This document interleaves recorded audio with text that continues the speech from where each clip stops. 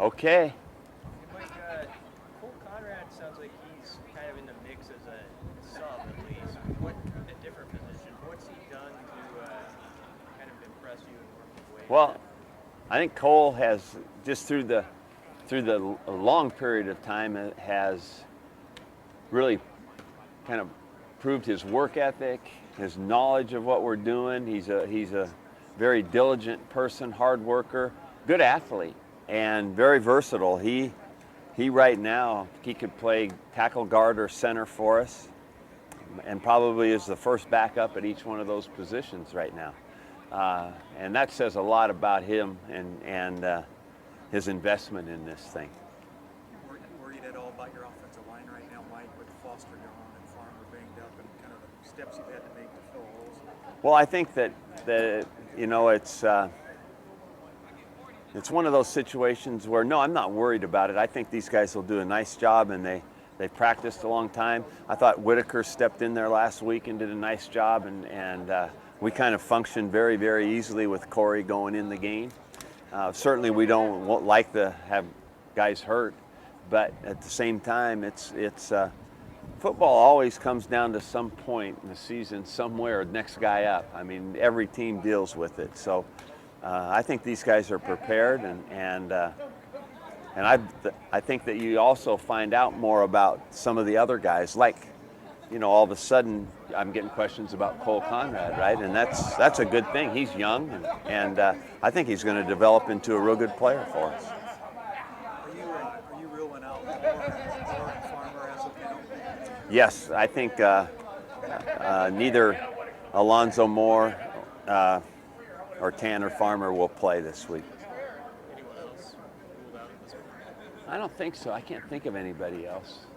Coach, what sticks out most when you think about like Illinois last year? What Yeah. sticks out most from that game? Oh, that was, you know, as you know, it was really, really frustrating loss, and of course now we have two different teams. So we try to learn from that game, and we tried to take a lot from that game in the off season in our learning. But you know, for now, you know, Lovey's there, new coaches there. It's like, you know, and this team is new and different than it was a year ago. So that part of it, you know, whatever part that plays, I'm not sure. I know it played a big role in our off season as coaches, because it's a disappointing thing to remember. I know you can't talk about specific guys, but this feels like the third weekend this year where you've just had a monster recruits in Yeah. for a game. I mean, how do you feel about your ability to utilize, you know, game days for recruiting? I think it's really important, Brian. I think that it's such a bonus when we can get guys here for game day.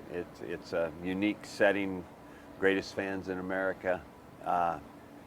I think it's actually important for them to see this as part of the process they use to decide what they're going to do, because, you know, I don't think it necessarily has to be the ultimate reason, but it sure is exciting and fun to play in an atmosphere like this, and there's a reason that it's like this. It's a great place with really passionate people that like to come, so it makes it extra special, I think. So I think it's a big deal for recruiting. Hey, Mike, would you indulge an Anthem question? In what? Would you indulge an Anthem question? Of course. I've got good experience now. Back in the Stone Age, a coach might have put his foot down and said, if the guy had come up to him and asked him what Michael Rose-Ivy did, and said, no way, I'm the boss, I'm not doing that here. In 2016, with everything so out in the open now, Yeah. could a coach get away with doing that? You know, I don't want to comment for the coaching profession in general. You know, I think that that would be a little presumptuous of me to make that broad deal. I don't know. I think that I'm very appreciative of Nebraska's ability to look broadly at situations, and you know, for me personally, it's a quiet time of deciding what's right or wrong, and you just try to do what's right all the time. Now, when you had said that, you know, we all have our opportunity to express ourselves, it's Yeah. America. Is that your professional or personal opinion. I mean, personally, would Yeah. you take a knee for something? You know, probably. And you know, for issues like this, we all know this is a real thing. And, you know, so I think that, you know, how you want to do that, you know, and maybe there's other people on our team that would think about doing it, and I don't think that that necessarily matters. But I think the neat thing about what happened is everybody's talking about the issue. And it's a real thing that people live. So to make it relevant topic and part of a conversation, I can't see where that's ever bad. What do you think the governor and Michael are going to talk about exactly? You know, I think maybe it will be interesting. I don't have any idea, except that it's probably an explanation of what they think. And I absolutely know what Mike will talk about, and because we all heard it, and it was very well said. And so he doesn't even have to think about that. I think that'll be easy topic for him. Have you seen that story, which has gone national, affect your team at all as they work this week? You know, This story in general going national. Gosh, I love that about this team. I think they're pretty good at compartmentalizing. I haven't noticed anything about that being a factor. But for me, it's a good question, because you worry about that, right? I think especially Thursdays, that's my paranoia time of week. Don't wonder what's what's going on.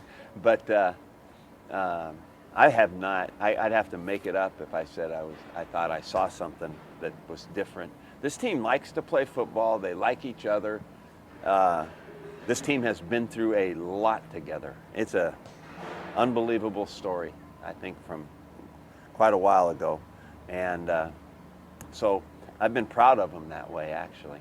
have you been challenged as much with the team you've coached as you have in the last 2 months with just stuff that's happened, some of it tragic even, just in how they've, you know, everything that's hit this team in the last 2 months? Well, some of it, you obviously, Brian, you never want to have to talk about dealing with, you know. But you know, the way I look, I don't know about challenges. I think what we all deal with if you're in education and involved with young people, you're going to deal with life, and all these things are part of life, and that's why none of this stuff really is a surprise to me lately about what's going on, because it's like I said the other day, that people are really, it's neat. Young people are going to college, they're exploring a lot about themselves and what's going on, and they're relating it to their own personal reality.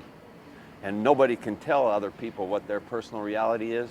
So when they can teach about it and talk about it, and they're in a college environment about education, I think it's kind of natural that stuff comes up. So we have to be prepared to, like I said, be able to sit in a quiet moment and make decisions sometimes about how we're going to handle this and what's going to go on. But it's actually kind of, to me, events like this are kind of exciting. All right. Thank you, Mike.